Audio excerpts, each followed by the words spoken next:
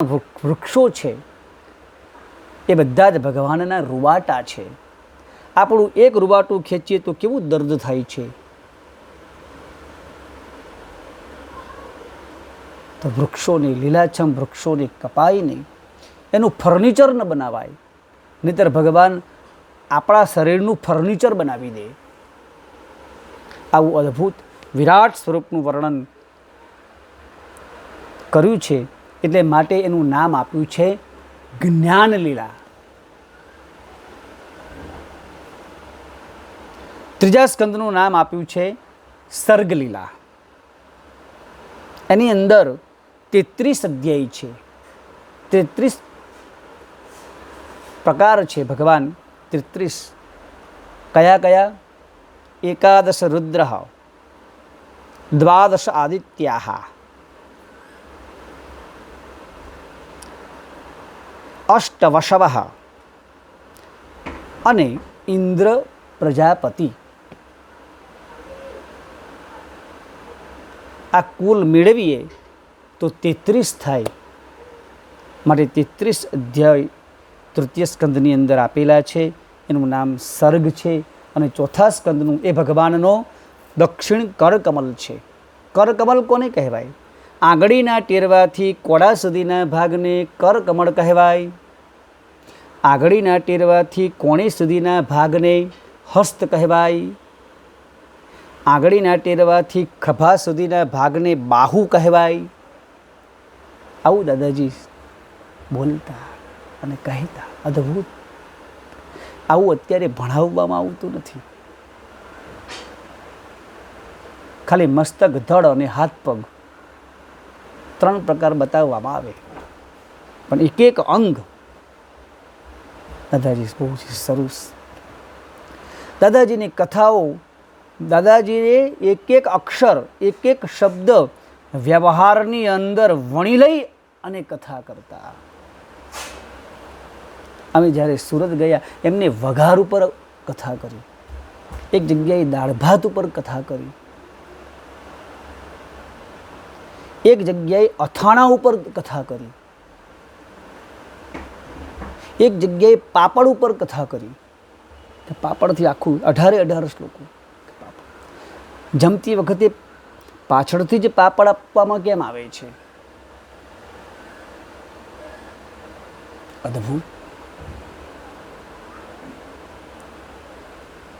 બહુ સાંભળી કથા. અને એ આ મગજમાં એવી ટેપ થઈ ગઈ છે કે ગમે ત્યારે એ શ્લોક હું બોલું ત્યારે દાદાજી એ શ્લોક સાથે એ વ્યવહારની વાતો કરતા. અને એ અદ્ભુત. પુસ્તકની જરૂર નથી. સારા વક્તા થવા માટે સારા શ્રોતા થવાની જરૂર છે.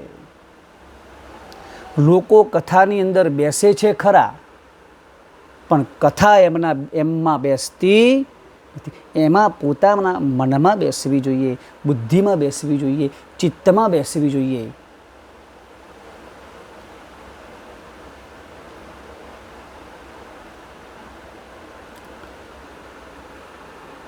ચતુર્થ સ્કંદ એનું નામ છે વિસર્ગ લીલા.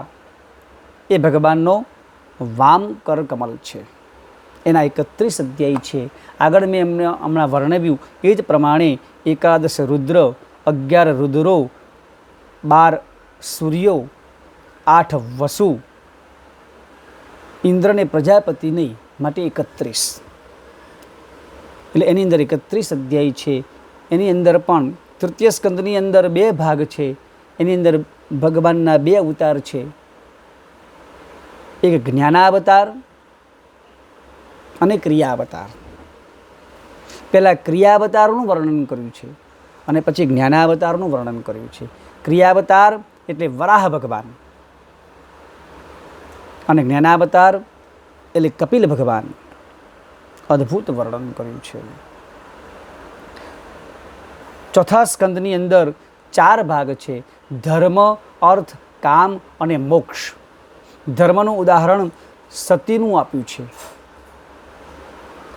ભગવાન શંકર અને સતી યજ્ઞનો વિધ્વંસ કર્યો.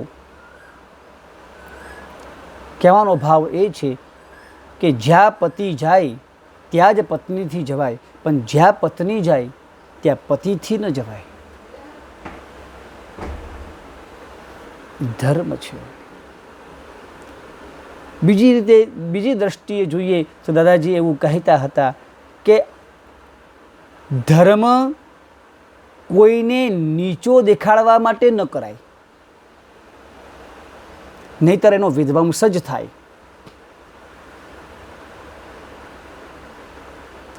યજ્ઞનું આયોજન તો કર્યું દક્ષ પ્રજાપતિએ, પણ બીજાને નીચો પાડવા માટે નહીં. બીજાને નીચો પાડવા માટે, બીજાને નીચા પાડવા માટે ધર્મ નથી. ધર્મ તો બીજાઓને પણ ઉપર લાવવા માટે છે. અને એવો યજ્ઞ કરીએ તો જ આપણને સારું ફળ પ્રાપ્ત થાય, નહીતર મસ્તક કપાઈ જાય. દક્ષ પ્રજાપતિનું મસ્તક કપાઈ ગયું અને બકરાનું મોઢું લગાડ્યું. એટલે જે બીજાને નીચા બતાડવા માટે જે યજ્ઞો કરે છે, જે ધર્મ કરે છે, એ બકરા જેવા થઈ જાય છે. બીજાને નીચો બચાડવા માટે ધર્મ નથી. અદ્ભુત વર્ણન કર્યું છે. અર્થનું ઉદાહરણ આપ્યું છે ધ્રુવજીનું. નાની વયની અંદર જ આકરા તપથી થોડા જ સમયની અંદર ભગવાનની પ્રાપ્તિ કરી. કહેવાનો ભાવ એ છે, અર્થ એટલે ભગવાનની પ્રાપ્તિ, અર્થ એટલે રૂપિયો, પણ અહીંયા આપણે ભગવાનની પ્રાપ્તિ લેવાનો છે. આપણી પાસે જે અર્થ છે, જે રૂપિયો છે, એ ધર્મની સાથે સંકળાયેલો હોવો જોઈએ, અધર્મના માર્ગે નહીં.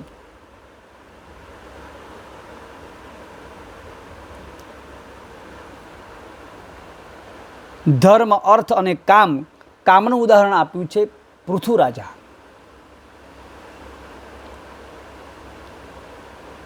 પૃથ્વી નામ પૃથુ રાજાથી થયું, નહીતર પહેલાં એનું નામ અજ હતું. આગળના રાજાઓ જે અજનાભ થઈ ગયા, એ પછી આ પૃથુ રાજાએ આખી પૃથ્વીનું દોહન કર્યું. ટાઉનશીપ રીતે રહેવાનું ચાલુ કર્યું હોય તો એ પૃથુ રાજાએ કર્યું છે. બાકી બધા લોકો ઝાડ નીચે રહેતા, ગુફાની અંદર રહેતા. અદ્ભુત વર્ણન છે. પરીક્ષિત રાજાએ કામના રાખી, પણ ભગવાનની પ્રાપ્તિ.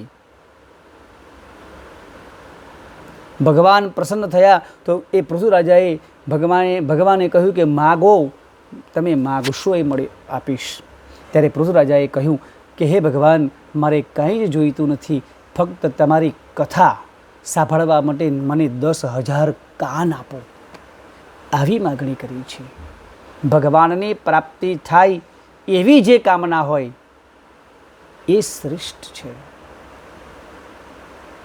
ભક્તિ સિવાયની જેટલા પણ જગતમાં પદાર્થો છે એ બધા જ નાશવંત છે, જ્યારે શાશ્વત ભગવાનની ભક્તિ છે.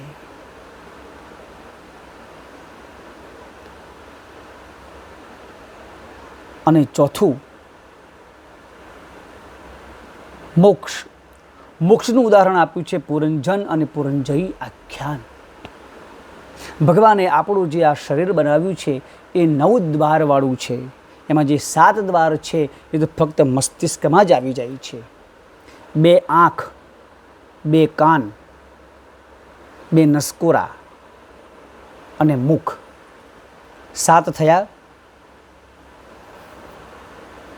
ગુદા અને શિશ્ન અથવા યોની એ મળમૂત્ર ત્યાગ કરવાના દ્વાર છે. એનાથી આપણે કશું પ્રાપ્ત કરી શકતા નથી. આ 7 છિદ્રો છે એ ફક્ત મસ્તિષ્કની અંદર જ છે. એ 7 ઋષિઓ છે. એ 7 છિદ્ર ભગવાનની ભક્તિમાં પરોવવા. ભગવાનની ભક્તિમાં જો પરોવેલા હશે તો જ મોક્ષની પ્રાપ્તિ થશે. એ વર્ણન કર્યું છે, અદ્ભુત વર્ણન કર્યું છે. દાદાજીએ એ ટાઈપનું જ આપણું સોલા ભાગવત વિદ્યાપીઠના મંદિરના 9 દ્વાર રાખ્યા છે. એ એટલા માટે રાખ્યા છે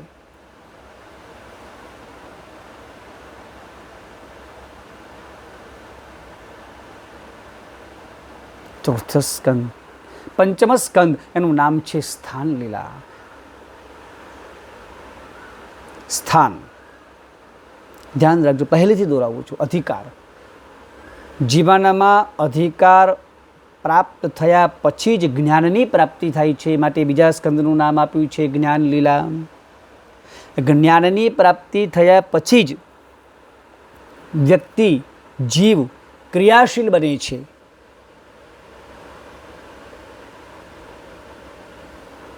અને ક્રિયા શેના દ્વારા થાય છે?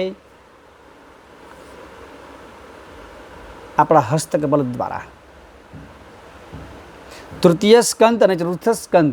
તો તૃતીય સ્કંદની અંદર 33 અધ્યાય છે અને ચતુર્થ સ્કંદની અંદર 31 અધ્યાય છે. આ 33 અને 31ને આપણે વત્તાકાર કરીએ, મેળવીએ તો કેટલા થાય? 64.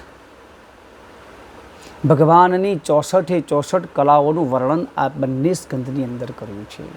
કલા આપણે કયા અંગ દ્વારા કરી શકીએ? કરકમલ દ્વારા જ કરી શકીએ. આપણા પાસે ગમે તેટલું જ્ઞાન હોય, પણ જો આપણને આ જો ન હોય, કાળા ન હોય, તો આપણે કોઈ પણ કલા પ્રદર્શિત ન કરી શકીએ.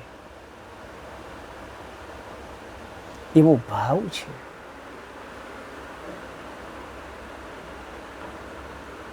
અધિકાર પછી જ્ઞાન, જ્ઞાન પછી ક્રિયા અને ક્રિયા પછી જ સ્થાનની પ્રાપ્તિ થાય, માટે પંચમ સ્કંદનું નામ આપ્યું છે સ્થાન લીલા. સ્થાયી થાય. અધિકાર પછી જ જ્ઞાનની પ્રાપ્તિ થાય. અધિકાર ન હોય તો જ્ઞાનની પ્રાપ્તિ ન થાય. અધિકાર, અધિકાર એટલે હક નહીં પણ યોગ્યતા. વ્યાસપીઠ કોને સોંપવી? એ યોગ્યતા વ્યક્તિને જ સોંપાય. અયોગ્ય હોય અને તમે ગાદી સોંપો.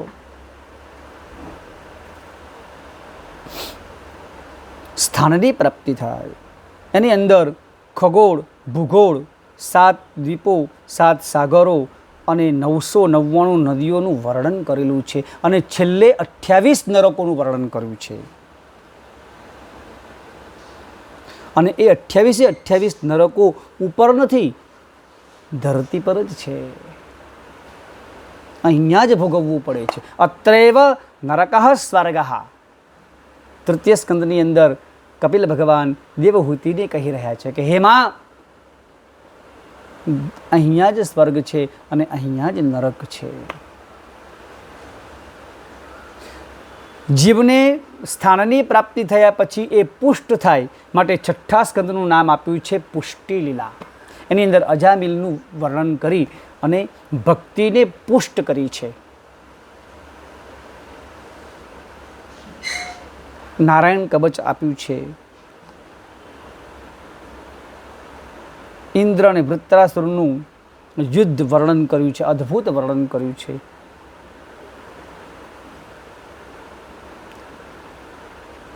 પહેલેથી પ્રથમ સ્કંદના 19 અધ્યાય, બીજા સ્કંદના 10 અધ્યાય, તૃતીય સ્કંદના 33 અધ્યાય, ચતુર્થ સ્કંદના 31 અધ્યાય અને પાંચમા સ્કંદના 26 અધ્યાય અને છઠ્ઠા સ્કંદના 19 અધ્યાય. સ્થાનની પ્રાપ્તિ થયા પછી એ પુષ્ટ થાય અને પુષ્ટ થયા પછી એ દુષ્ટ ન થાય, એટલે સાતમા સ્કંદનું નામ આપ્યું છે ઉતિ લીલા. ઉતિ એટલે વાસના. વાસના 3 પ્રકારની: સદવાસના, અસદવાસના, મિશ્ર વાસના.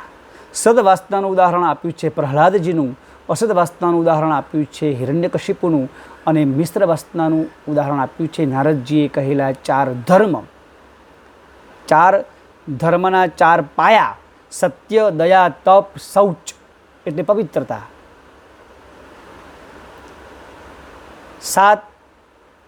4 વર્ણ આપ્યા છે: બ્રાહ્મણ, ક્ષત્રિય, વૈશ્ય અને શૂદ્ર. એ લોકોએ દરેકના અલગ અલગ કર્મો છે.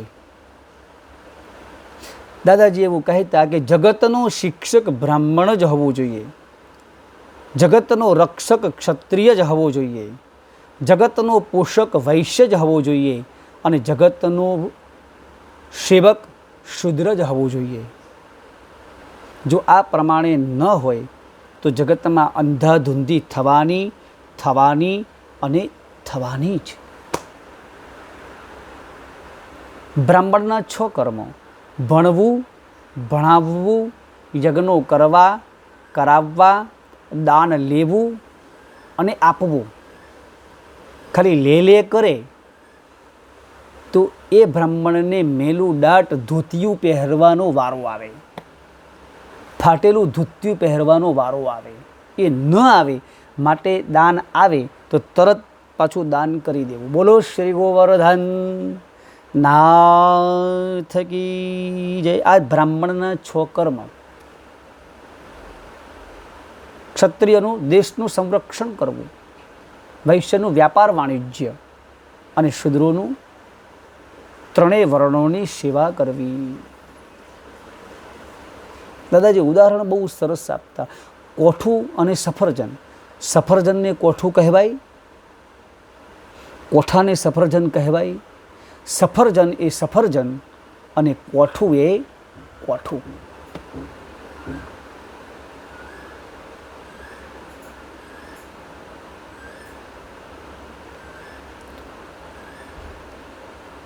દીવાસળીની પેટી હોય, એ દીવાસળીના પેટીથી જો ભગવાનનો દીવો પ્રગટાવીએ તો એ સદવાસના. પણ એ જ દીવાસળીથી કોઈનું ઘર બાળીએ તો એ અસદવાસના. પણ એ જ દીવાસળીથી ઘરમાં રહેલા તમામ વ્યક્તિઓ માટે ભોજન પકવીએ એ મિશ્ર વાસના. તો નારદજીએ જે 4 વર્ણની વાત, 4 વર્ણ, 4 યુગ, 4 આશ્રમ, બ્રહ્મચર્યાશ્રમ, ગૃહસ્થાશ્રમ, બાણપ્રસ્થાશ્રમ અને સંન્યાસાશ્રમ, 4 આશ્રમોનું વર્ણન કર્યું છે. 4 યુગોનું, સતયુગ, ત્રેતા, દ્વાપર અને કલયુગનું વર્ણન બહુ અદ્ભુત રીતે કર્યું છે.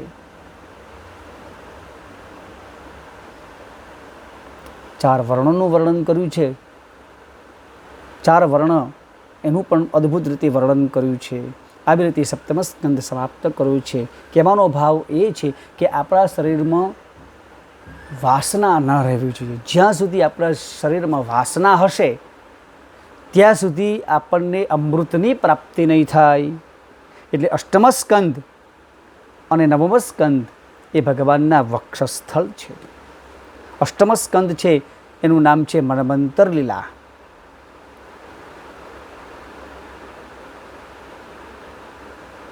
એની અંદર ધર્મોનું વર્ણન કરેલું છે.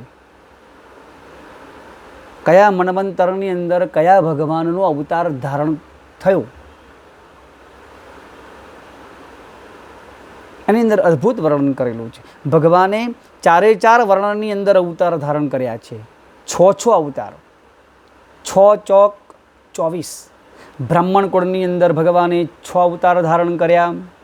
ક્ષત્રિય વર્ણની અંદર ભગવાને 6 અવતાર ધારણ કર્યા. વૈશ્ય વર્ણની અંદર ભગવાને 6 અવતાર ધારણ કર્યા. અને શૂદ્ર વર્ણમાં પણ ભગવાને 6 અવતાર ધારણ કર્યા. ભગવાને કોઈ જગ્યાએ પક્ષપાત કર્યો જ નથી. 24 અવતાર પ્રથમ સ્કંદની અંદર, બીજા સ્કંદની અંદર બહુ અદ્ભુત રીતે વર્ણન કરેલું છે.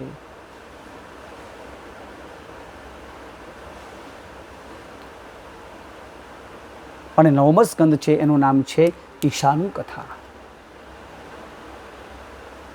ઈશ એટલે ભગવાન, અનુ એટલે ભગવાનના અનુયાયીઓ, એટલે કે ભગવાનના સંતોનું, ભગવાનના ભક્તોના ચરિત્રનું વર્ણન એટલે ઈશાનું કથા. અને આ અમૃતપાન કર્યા પછી જ ભગવાનની પ્રાપ્તિ થાય. એટલે 10મા સ્કંદની અંદર આ અષ્ટમ સ્કંદ અને નવમ સ્કંદ બંને અધ્યાયની અંદર 24 અધ્યાય છે.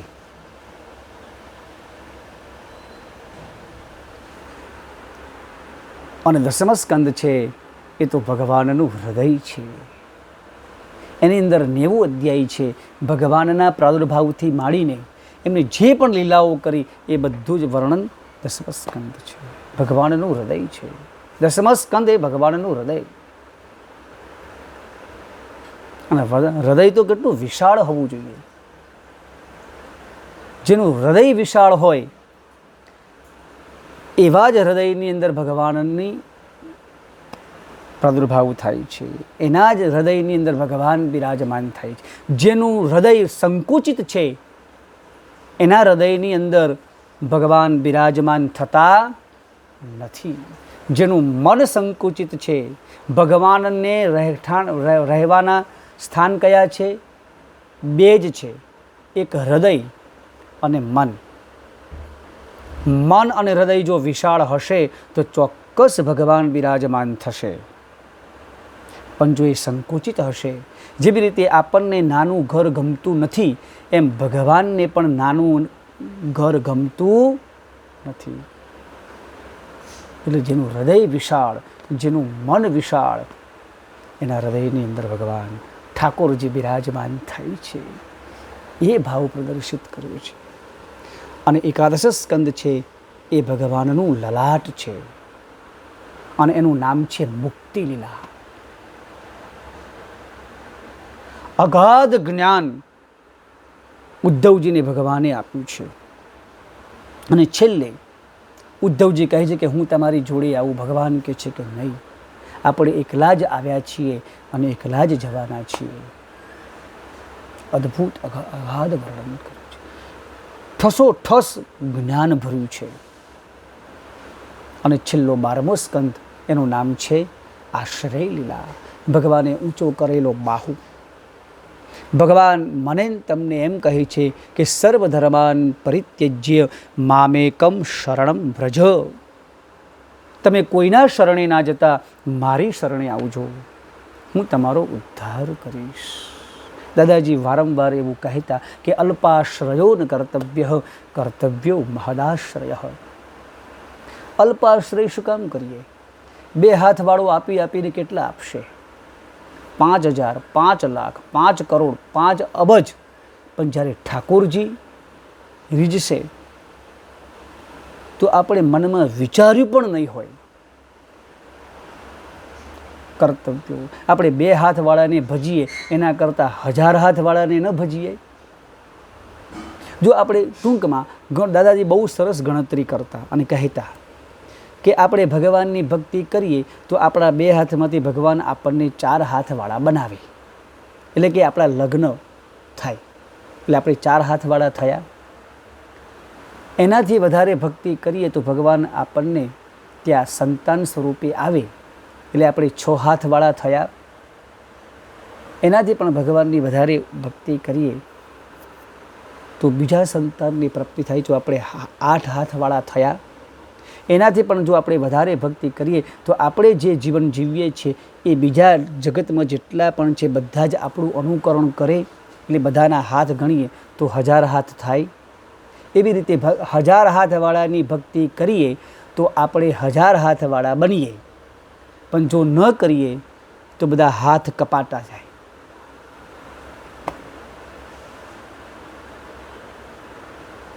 આવું દાદાજી વારંવાર કહેતા. ફરીથી હું દોહરાવી દઉં. પ્રથમ સ્કંદ અધિકાર લીલા. અધિકાર પ્રાપ્ત થયા પછી જ જ્ઞાનની પ્રાપ્તિ થાય છે. જ્ઞાનની પ્રાપ્તિ થયા પછી જ વ્યક્તિ ક્રિયાશીલ બને છે. ક્રિયાશીલ બન્યા પછી જ એની સ્થાનની પ્રાપ્તિ થાય છે.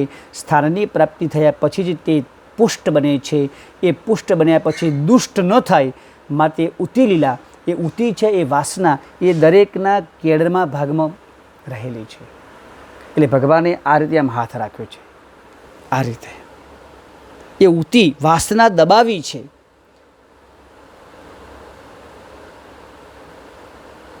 અને વાસના જ્યારે ન રહે ત્યારે જ જીવને અમૃતનું પાન થાય છે. અને અમૃતનું પાન કર્યા પછી જ એને ઠાકોરજી પ્રાપ્ત થાય છે. અને ઠાકોરજી પ્રાપ્ત થયા પછી જ જ્ઞાનની પ્રાપ્તિ થાય છે. અને જ્ઞાનની મુક્તિની પ્રાપ્તિ થાય છે. અને મુક્તિની પ્રાપ્તિ થયા પછી એને કોઈનો આશ્રય લેવો પડતો નથી. એટલે નામ છે આશ્રય લીલા. આવી રીતે 12 સ્કંદનું મેં ટૂંકમાં આપને સંભળાવ્યું છે. ઠાકોરજીને પણ સંભળાવ્યું છે. અને ઠાકોરજીના એ સંભળાય હું ને તમે. ભગવાન બોલે છે અને ભગવાન સાંભળે છે, આમાં નવાઈ શું? આ એક ભગવાન બોલે છે અને બીજા બધા ભગવાન સાંભળે છે, તો આમાં કોઈ કોઈને સંભળાવતું નથી અને કોઈ કોઈને સંભળાવી શકતું નથી. પણ આ ઠાકોરજી જ સંભળાવે છે અને ઠાકોરજી જ સાંભળે છે. એ ભગવાનના ચરણ કમળની અંદર આપણે સમર્પિત કરીએ. બોલો શ્રી ગોવર્ધન નાથ કી જય.